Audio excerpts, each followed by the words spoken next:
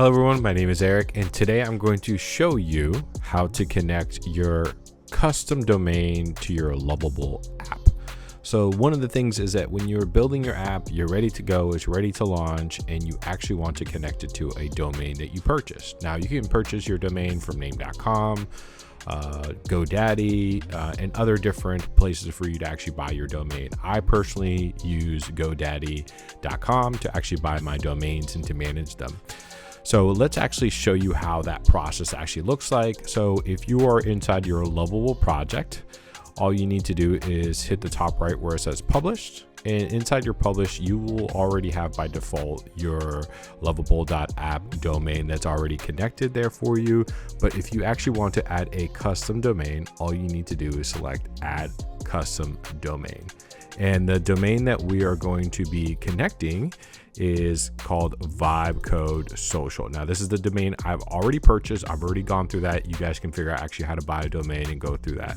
So what you need to do is select add custom domain, and from here just drop the domain. So mine's going to be called Vibe Code Social.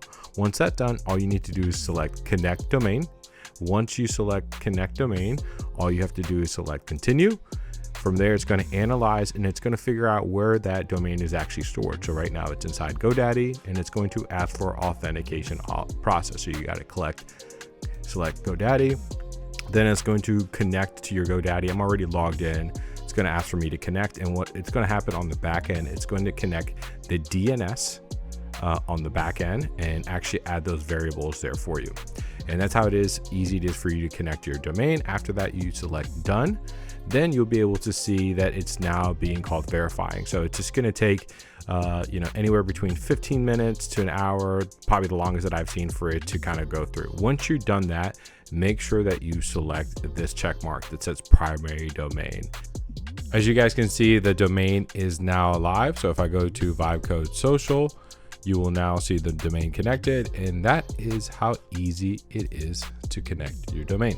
If you have any questions, let me know in the comments, and I'll see you in the next video.